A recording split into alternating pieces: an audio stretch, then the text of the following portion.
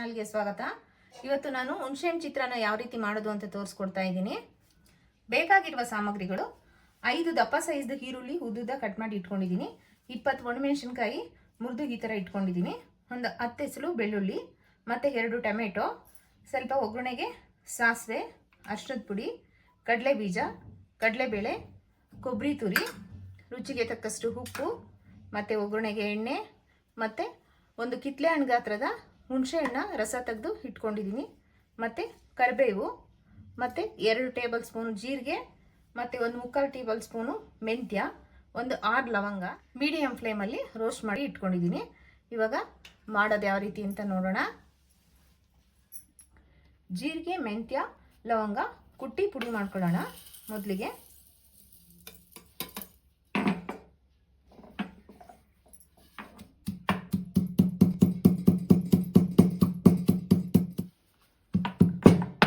ನೋಡಿ, ನುಣ್ಣಗಾಗಿದೆ. ಈ ಥರ ಆದರೆ ಸಾಕು. ಇವಾಗ ಸ್ಟವ್ ಮೇಲೆ ಬಾಣಲಿ ಇಟ್ಟು ಒಗ್ಗರಣೆಗೆ ರೆಡಿ ಮಾಡ್ಕೊಳ್ಳೋಣ. ಬಾಣಲಿ ಇಟ್ಟು ಸ್ಟವ್ ಅಂಟಿಸಿದ್ದೀನಿ. ಇವಾಗ ಮೊದಲಿಗೆ ಎಣ್ಣೆ ಹಾಕ್ಕೊಳ್ಳೋಣ.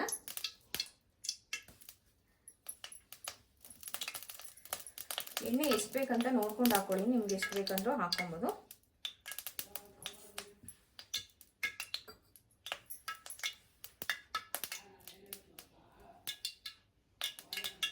ಎಣ್ಣೆ ಕಾಯ್ದಿದೆ, ಸಾಸಿವೆ ಹಾಕ್ತಾ ಇದ್ದೀನಿ. ಸಾಸಿವೆ ಸಿಡಿಬೇಕು, ಚಿಟಪಟ ಅಂದಿ ಸಾಸಿವೆ ಸಿಡಿತಾ ಇದೆ. ಕಡಲೆ ಬೀಜ ಹಾಕ್ತಾ ಇದ್ದೀನಿ. ಈಗ ಕಡಲೆ ಬೀಜ ಮತ್ತು ಕಡಲೆಬೇಳೆ ಒಟ್ಟಿಗೆ ಹಾಕ್ಕೊಳ್ಳೋಣ.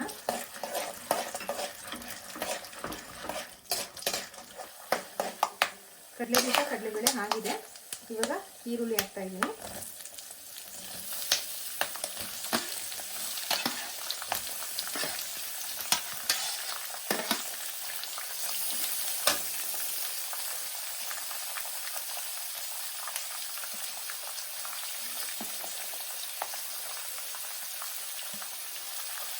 ಈರುಳ್ಳಿ 1 ನಿಮಿಷ ಬಾಡಿಸ್ಕೊಳ್ಳೋಣ.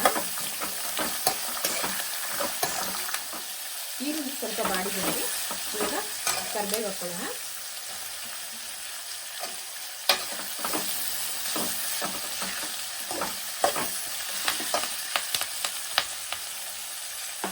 ಕರಿಬೇವು, ಬೆಳ್ಳುಳ್ಳಿ ಮತ್ತು ಮೆಣಸಿನಕಾಯಿ.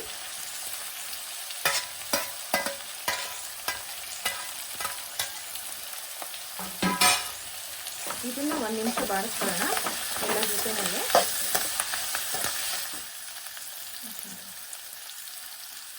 ಇವಾಗ ಟೊಮೆಟೊ ಹಾಕೊಳ್ಳೋಣ.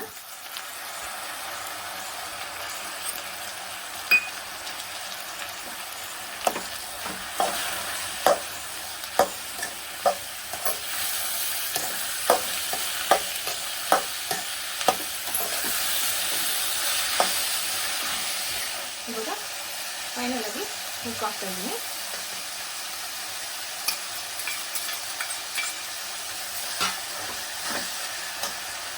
ಉಪ್ಪು ಮತ್ತು ಅರಿಶಿಣದ ಪುಡಿ.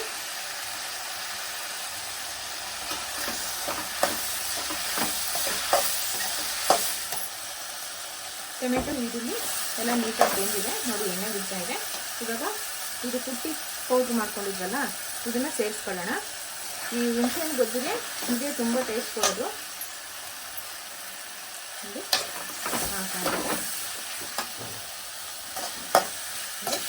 ಒಂದು ನಿಮಿಷ ಮಿಕ್ಸ್ ಮಾಡ್ಕೊಳ್ಳೋಣ.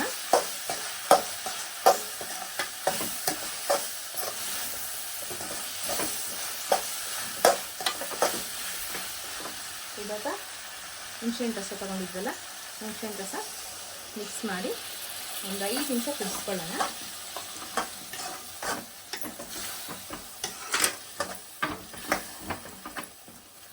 ಇದನ್ನು ನೀವು ಒಂದು 15 ದಿವಸದಿಂದ ತಿಂಗಳವರೆಗೂ ಸ್ಟೋರೇಜ್ ಮಾಡಿ ಯೂಸ್ ಮಾಡ್ಬೋದು. ಜಾಸ್ತಿ ದಿವಸನೂ ಇರುತ್ತೆ, ಇಟ್ಕೊಬೇಕಂದ್ರೆ ಅಷ್ಟು ಸಾಕು. ಒಂದು 15 ದಿವಸ, ತಿಂಗಳು ಏರ್ ಟೈಟ್ ಕಂಟೈನರ್ ಬಾಕ್ಸಲ್ಲಿ ಹಾಕಿ ಯೂಸ್ ಮಾಡಿದ್ರೆ ತುಂಬ ಚೆನ್ನಾಗಿರುತ್ತೆ. ನೋಡಿ, ಹುಣಸೆಹಣ್ಣು ರಸ ಹಾಕಿದ್ಮೇಲೆ ಕುದೀತಾ ಇದೆ ಚೆನ್ನಾಗಿ. ಇವಾಗ ಲಾಸ್ಟಿಗೆ ಕೊಬ್ಬರಿ ತುರಿ ಸೇರಿಸೋಣ. ಇದನ್ನು ಸೇರಿಸಿದ್ದಾದ್ಮೇಲೆ ಇನ್ನೊಂದು 2ರಿಂದ 4 ನಿಮಿಷ ಕುದಿಸ್ಕೊಳ್ಳೋಣ. ಫೈನಲಾಗಿ ಅದು ನೀರೆಲ್ಲ ಸ್ವಲ್ಪ ಡ್ರೈ ಆಗಬೇಕು. ಒಂದು ಸ್ವಲ್ಪ ಹೊತ್ತು ಕುದಿಸ್ಕೊಳ್ಳೋಣ. ನೋಡಿ ಫೈನಲಾಗಿ ಇವಾಗ ಗೊಜ್ಜು ರೆಡಿಯಾಗಿದೆ.